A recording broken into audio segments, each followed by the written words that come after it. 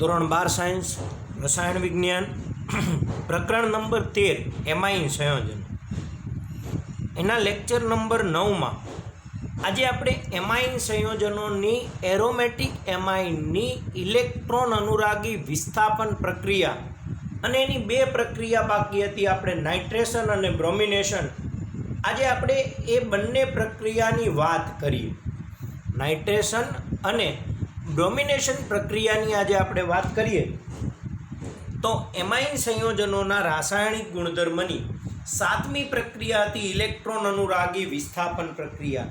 એના પહેલાંની દરેક પ્રક્રિયાની આપણને ખબર છે, જેમાં સૌથી પહેલાં હતી આલ્કાઇલેશન, પછી હતી એની એસાઇલેશન પ્રક્રિયા, પછી હતી એની કાર્બાઇલ એમાઇન કસોટી, નાઇટ્રસ એસિડ સાથેની ડાયએઝોટાઇઝેશન પ્રક્રિયા, પછી એરાઇલ સલ્ફોનાઇલ ક્લોરાઇડ એટલે હિન્સબર્ગ પ્રક્રિયકવાળી પ્રક્રિયા, અને છેલ્લે ઇલેક્ટ્રોન અનુરાગી વિસ્થાપન પ્રક્રિયા. ઇલેક્ટ્રોન અનુરાગી વિસ્થાપન પ્રક્રિયા. આ ઇલેક્ટ્રોન અનુરાગી વિસ્થાપન પ્રક્રિયા ટોટલ આપણે 3 ભણવાની. એક બ્રોમિનેશન, બીજી નાઇટ્રેશન અને ત્રીજી સલ્ફોનેશન.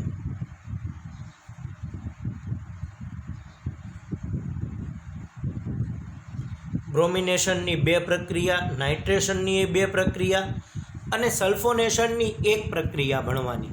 એમાં આપણે સલ્ફોનેશનવાળી પ્રક્રિયા લાસ્ટ લેક્ચરમાં ભણ્યા હતા. તો આજે 2 નાઇટ્રેશન અને 2 બ્રોમિનેશનવાળી પ્રક્રિયાની વાત કરીએ તો સૌથી પહેલાં પ્રક્રિયા ભણીએ એની બ્રોમિનેશન.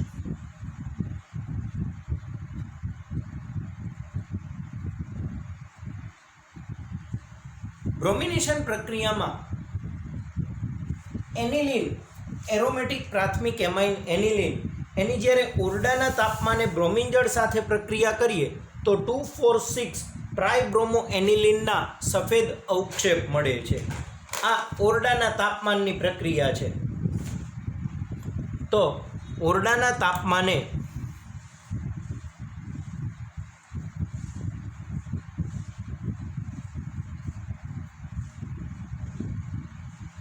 એનિલિનની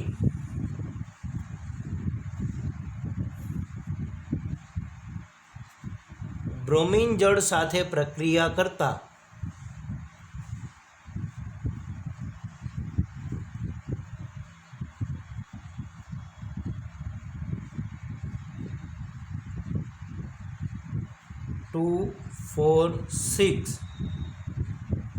ટ્રાયબ્રોમો એનિલિનના સફેદ અવક્ષેપ મળે છે.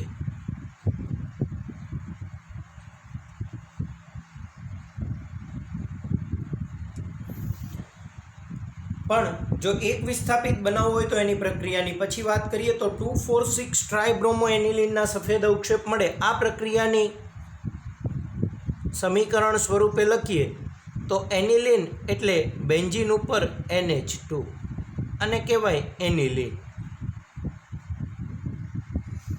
એની બ્રોમિન જળ એટલે Br2 સાથે પ્રક્રિયા કરીએ 3 મોલ Br2 વપરાય અને બ્રોમિન જળ છે એટલે Br2 in H2O લખી શકાય. એની સાથે પ્રક્રિયા કરો એટલે આ ઓર્થો, પેરા અને ઓર્થોડેસ આ 3 સ્થાન 2,4,6 સ્થાનના હાઇડ્રોજન અને એક બ્રોમિન એમ કરી અને 3HBr છૂટું પડી જાય અને આ 3 સ્થાને બ્રોમિન લાગી જાય તો આપણે દર્શાવી શકીએ NH2 Br અને Br અને એમ કરી અને 2,4,6 ટ્રાયબ્રોમો એનિલિન નિપજ સ્વરૂપે મળે છે. તો 2,4,6 ટ્રાયબ્રોમો એનિલિન આપણે નિપજ સ્વરૂપે મેળવી શકીએ છીએ. પણ ઘણી બધી ઊંચી પ્રતિક્રિયાત્મકતાને કારણે હવે અહીંયા ત્રણેય સ્થાન ઉપર લાગી જાય. એના બદલે જો કોઈ આપણે એક જ સ્થાન ઉપર કરવું હોય, એટલે કે નિયંત્રિત બ્રોમિનેશન કરવું હોય, તો એનું એસિટાઇલેશન કર્યા પછી જો વિસ્થાપન કરીએ તો એનું નિયંત્રિત બ્રોમિનેશન કરી શકાય છે. અને એને પરિવર્તન સ્વરૂપે પરીક્ષામાં બહુ જ પૂછાય છે કે એનિલિનમાંથી પેરાબ્રોમો એનિલિન. બે રીતે પૂછાય.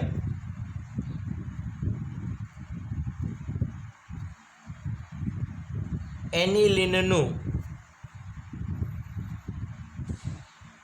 નિયંત્રિત બ્રોમિનેશન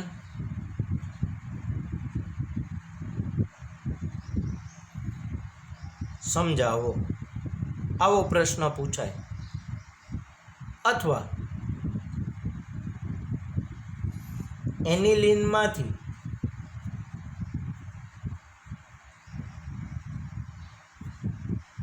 પેરાબ્રોમો એનિલિન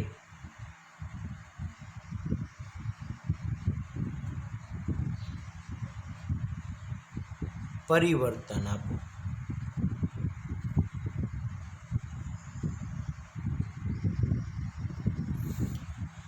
આ રીતે બેમાંથી કોઈ પણ એક રીતે પ્રશ્ન પૂછાઈ શકે એમ છે. ખાસ યાદ રાખવા જેવું, એનિલિનમાંથી પેરાબ્રોમો એનિલિન પરિવર્તન સ્વરૂપે અથવા એનિલિનનું નિયંત્રિત બ્રોમિનેશન સમજાવો. તો નિયંત્રિત બ્રોમિનેશન માટે એનિલિનની એસિટિક એનહાઇડ્રાઇડથી એસિટાઇલેશન કર્યા બાદ એનું વિસ્થાપન કરવાથી એનું પેરા સ્થાન ઉપર બ્રોમિન વિસ્થાપન દાખલ થાય છે. આપણે એવું દર્શાવી શકીએ કે એનિલિનનું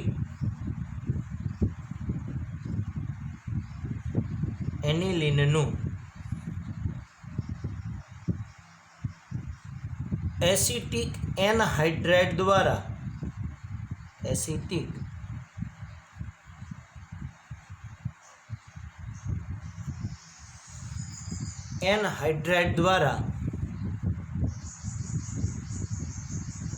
એસાઇલેશન કર્યા બાદ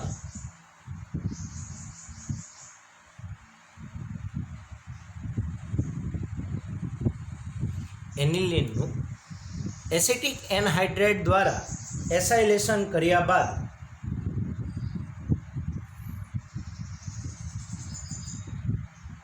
મળતી નિપજનું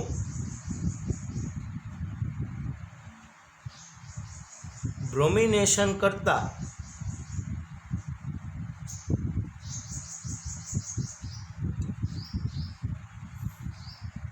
સમૂહ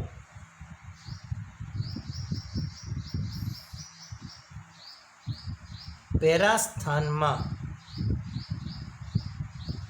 વિસ્થાપન પામે છે.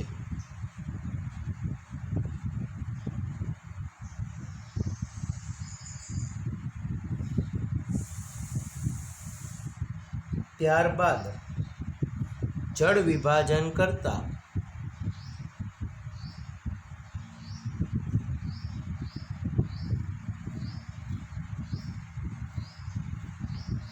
એમાઇન પાછો મળે છે.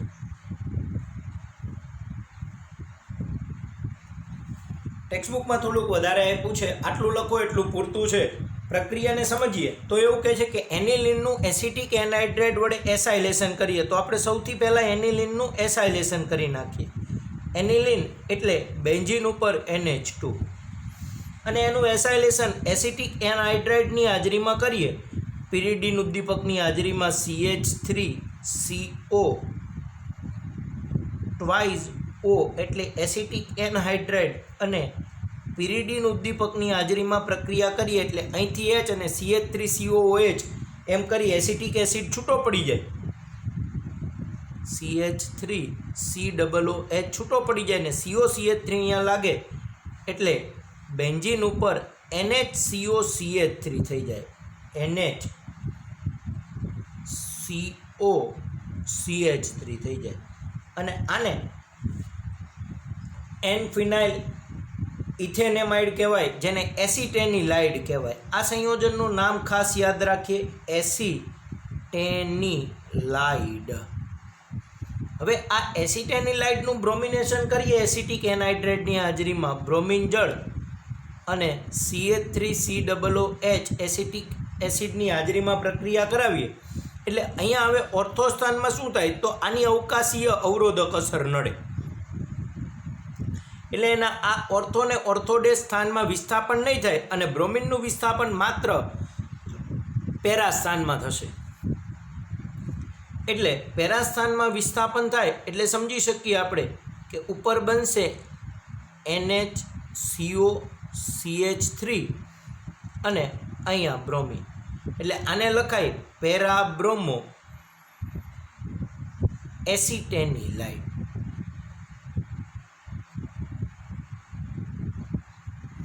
અને આનું જો આપણે જળ વિભાજન કરીએ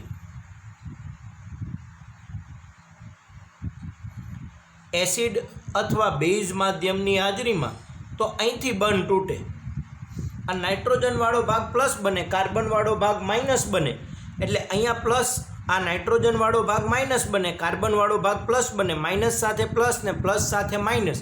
પાણીનું વિયોજન કરો એટલે H+ અને OH માઇનસ, તો અહીંયા H જોડાય ને અહીંયા OH જોડાય એટલે આ CH3COOH છૂટું પડી જાય ને અહીંયા H જોડાય એટલે નિપજ સ્વરૂપે આપણને NH2 ઉપરના બંધારણમાં અહીંયા NH2 અને અહીંયા બ્રોમિન એટલે પેરાબ્રોમો એનિલિન મળે છે.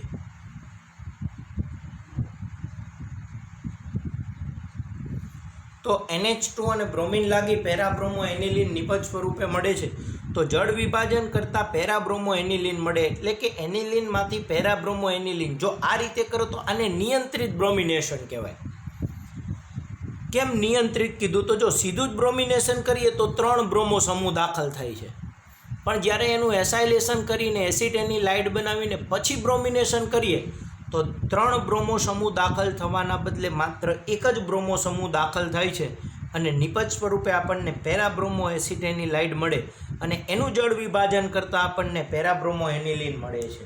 હવે આવું થવાનું કારણ શું?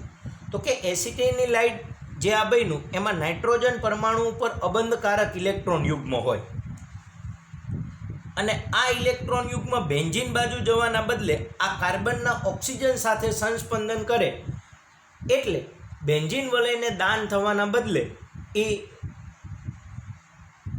આ કાર્બન બાજુ જાય એટલે આની પ્રતિક્રિયાત્મકતા છે એ ઘણી બધી ઘટી જાય અને એના લીધે થઈ અને માત્ર પેરા સ્થાનમાં જ બ્રોમો સમૂહને દાખલ કરે છે, એટલે પેરાબ્રોમો એસિટેનિલાઇડ જ મળે છે. હવે આ જ રીતે આપણે બીજી પ્રક્રિયા ભણવાની છે એનિલિનનું નાઇટ્રેશન.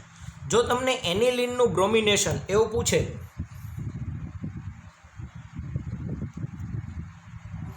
પ્રશ્ન સ્વરૂપે એવું પૂછાય કે એનિલિનનું બ્રોમિનેશન સમજાવો,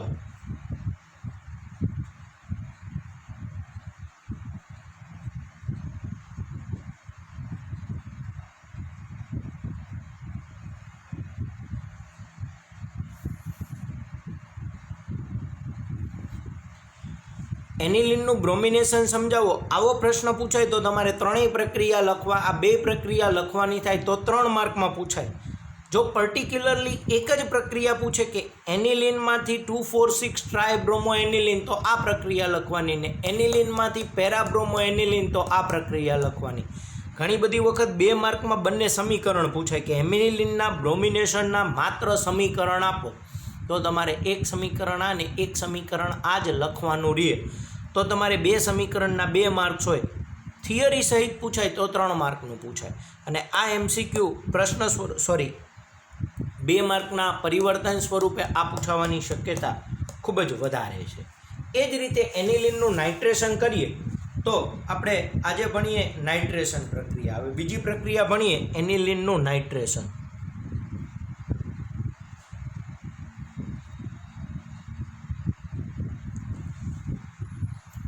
એમાં પણ આપણને સેમ આની રીતે જ પ્રશ્ન પૂછાય કે એનિલિનનું નાઇટ્રેશન સમજાવો.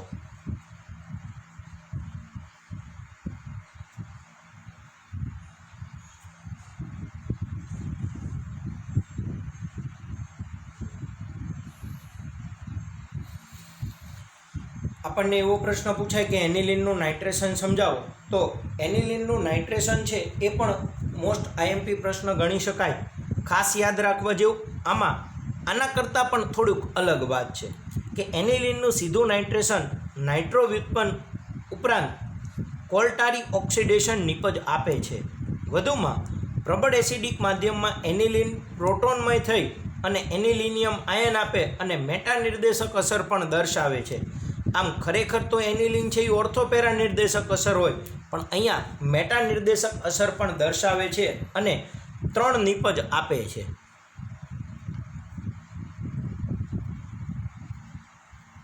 તો એનિલિનનું નાઇટ્રેશન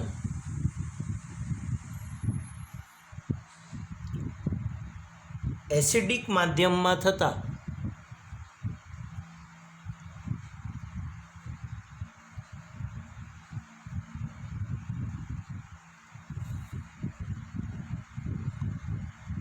એનિલિનનો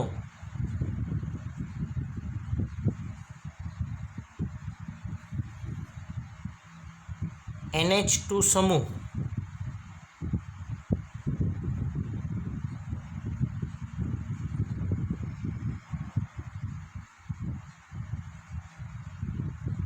પ્રોટોનને સ્વીકારી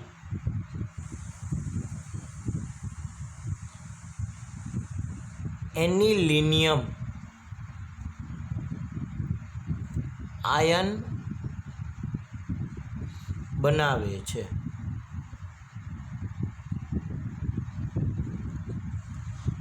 જે મેટા નિર્દેશક અસર દર્શાવે છે.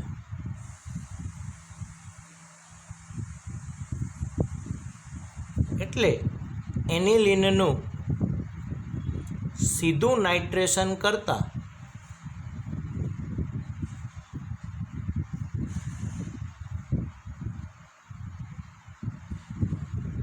ઓર્થો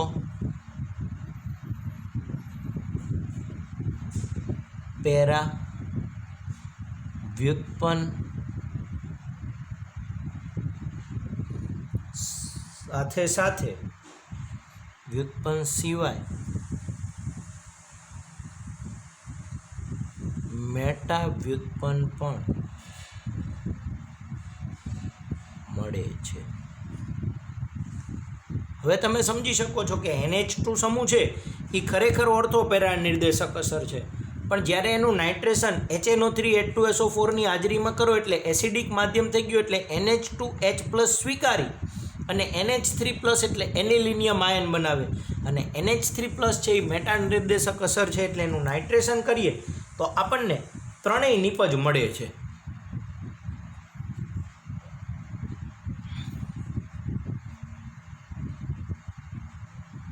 NH2 એટલે કે એનિલિન,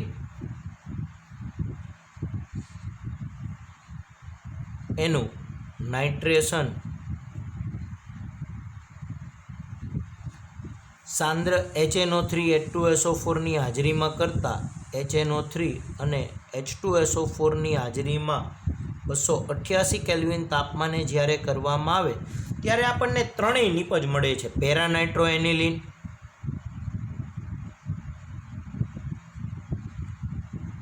આપણે ઘણી બધી વખત લખતી વખતે ઓર્થો મેટા અને પેરા લખીએ છીએ, તો આપણે એવું લખીએ ઓર્થો નાઇટ્રો એનિલિન વત્તા ઓર્થો મેટા ને પેરા સ્વરૂપે લખીએ એટલે મેટા નાઇટ્રો એનિલિન અને પેરા નાઇટ્રો એનિલિન નિપજ સ્વરૂપે મળે છે. એટલે 3 એનિલિન મળે, ઓર્થો મેટા અને પેરા વિસ્થાપિત. આનું નામ લખાય ઓર્થો નાઇટ્રો એનિલિન.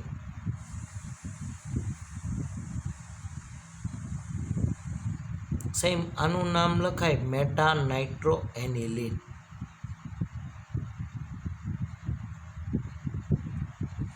અને આનું નામ લખાય પેરા નાઇટ્રો એનિલિન. હવે આ ત્રણેયનું પ્રમાણ વિસ્મયજનક છે. આ ઓર્થો નાઇટ્રો એનિલિન છે ને માત્ર 2% જ હોય છે. મેટાનાઇટ્રોએનિલિન છે એ 47% હોય છે અને પેરાનાઇટ્રોએનિલિન છે એ 51% જેટલો મળે છે. આ ત્રણેયનું મિશ્રણ મળે અને આ પર્સન્ટેજ છે એ ખાસ યાદ રાખો, MCQ માટે આ પર્સન્ટેજ જરૂરી છે. ઓર્થો ઓછું એના કરતાં મેટા વધારે ને એના કરતાં પેરા વધારે, તો 2, 47, 51. 2% ઓર્થોનાઇટ્રોએનિલિન, 47% મેટાનાઇટ્રોએનિલિન અને 51% પેરાનાઇટ્રોએનિલિન મળે છે. જો આમાં ત્રણેય નિપજ અલગ અલગ મળે, આમાં ત્રણેય એક જ જગ્યાએ જોડાઈ ગયા, એક જ અણુમાં 2,4,6 ટ્રાયબ્રોમો એનિલિન મળ્યું, એમ અહીંયા 2,4,6 ટ્રાયનાઇટ્રોએનિલિન મળતું નથી. 2,4,6 ટ્રાયનાઇટ્રોએનિલિન મળતું નથી, પણ ઓર્થોનાઇટ્રોએનિલિન, મેટાનાઇટ્રોએનિલિન અને પેરાનાઇટ્રોએનિલિનનું અલગ અલગ પ્રમાણ મળે છે. એક અણુમાં ત્રણેય સમૂહ જોડાય એવું મળતું નથી. સેમ આની અંદર પણ એનું નિયંત્રિત નાઇટ્રેશન સમજાવવામાં આવે છે કે એનિલિનનું નિયંત્રિત નાઇટ્રેશન સમજાવો અથવા પરિવર્તન આપો એનિલિનમાંથી પેરાનાઇટ્રોએનિલિન. તો એવી રીતના પણ પ્રશ્ન પૂછાઈ શકે કે એનિલિનનું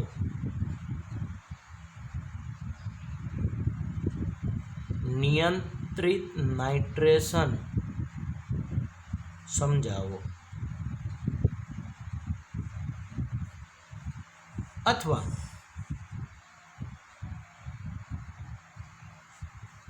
પરિવર્તન આપો.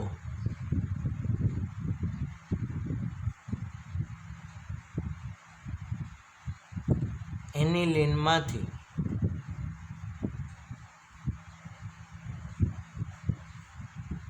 પેરાનાઇટ્રોએનિલિન.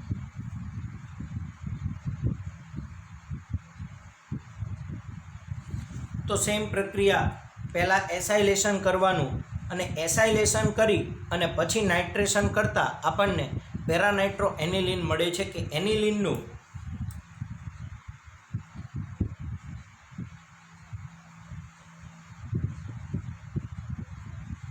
એસિટિક એનહાઇડ્રાઇડ વડે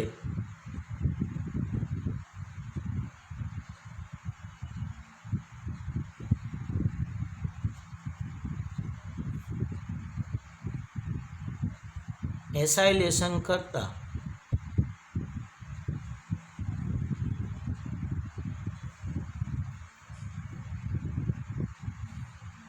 એસિટેનિલાઇડ મળે છે. પરિવર્તન સ્વરૂપે લખવું હોય તો આમ લખાય, એસિટેનિલાઇડ મળે છે, જેનું નાઇટ્રેશન કરતા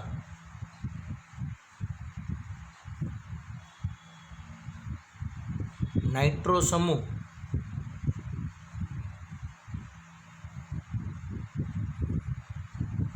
પેરા સ્થાનમાં વિસ્થાપન પામે છે.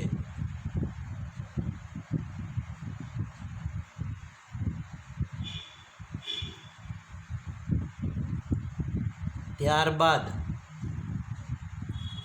જળ વિભાજન કરતા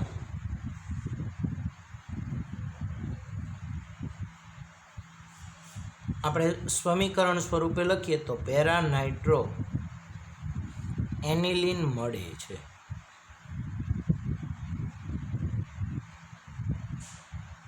તમે આ રીતનું લખાણ લખો તો પણ ચાલે. હવે આપણે સમીકરણને સમજીએ તો સેમ આની જેમ જ છે કે એનિલિન એટલે બેન્ઝીન ઉપર NH2, ત્યારે એને કહેવાય એનિલિન. એનું આપણે એસિટિક એનહાઇડ્રાઇડ વડે એસાઇલેશન કરીએ એટલે CH3CO ટ્વાઇસ O પિરિડીનની હાજરીમાં જળ વિભાજન કરતાં આપણે એસાઇલેશન પ્રક્રિયા કરીએ એટલે બેન્ઝીન ઉપર NHCOCH3 લાગી જાય, NHCOCH3, અને કહેવાય એસિટેનિલાઇડ. ભાઈ આ નીચે બધાય નામ આપ્યા, નામ લખવા બહુ જ જરૂરી છે, એટલે ખાસ યાદ રાખીએ, નામ લખવાનું ભૂલાય નહીં. પછી આપણે એનું નાઇટ્રેશન કરીએ.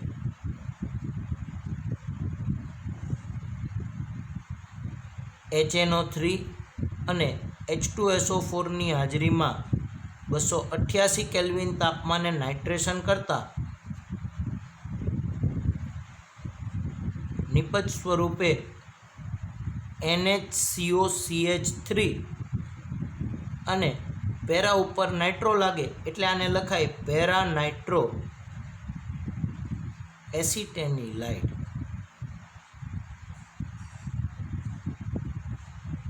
અને આનું જળ વિભાજન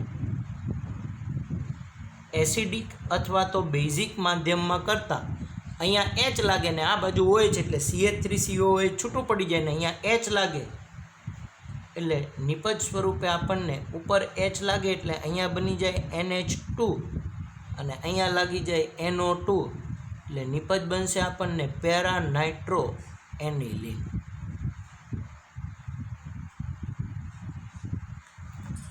તો સેમ નાઇટ્રેશનની બે પ્રક્રિયા સમજાવો એમ કરીને 3 માર્કમાં પ્રશ્ન પણ પૂછાઈ શકે અથવા 2 માર્કમાં બંને સમીકરણ પણ પૂછાઈ શકે, 3 માર્કમાં પણ સમીકરણ પૂછાઈ શકે. તો ખાસ ધ્યાન રાખીએ, આ બે પ્રક્રિયા પાછી આપણા માટે ખૂબ જ મહત્ત્વની છે. આ બે પ્રક્રિયાને 2 વખત લખો, તૈયાર કરો અને દરેક સંયોજનની નીચે નામ લખવાનું ભૂલતા નહીં. તમારી ટેક્સ્ટબુકમાં બધા જ સંયોજન નીચે નામ નથી આપ્યા, પણ પરીક્ષાના અનુસંધાને તમારે દરેક સંયોજનનું નામ લખવું ખૂબ જ જરૂરી હોય છે. એટલે ફરજિયાત તમારે બધાએ નામ લખી અને સમીકરણ તૈયાર કરવાના છે. એમ કરી અને આ ચેપ્ટરને અહીંયા આપણે પૂરું કરીએ. હવે આ ચેપ્ટરને અહીંયા પૂરું કરવાનું કારણ શું? તો કે NCERTની ગાઈડલાઈન છે એના મુજબ એના પછી આપણો ટેક્સ્ટબુકનો પાર્ટ આવે છે બેન્ઝીન ડાયએઝોનિયમ ક્લોરાઇડવાળો, એટલે ડાયએઝોનિયમ ક્ષાર, એની બનાવટ, એના ભૌતિક ગુણધર્મ, એના રાસાયણિક ગુણધર્મ, એની પ્રક્રિયા, એના ઉપયોગો, આવું બધું. પણ NCERTની ગાઈડલાઈન મુજબ એ ભાગને અત્યારે પૂરતો ડિલીટેડ કરવામાં આવેલો છે, એટલે કે તમારા અભ્યાસક્રમમાં એને સાંકળવામાં આવેલો નથી. ગુજરાત બોર્ડની ગાઈડલાઈન બાકી છે કે કેટલો કોર્સ દૂર થશે.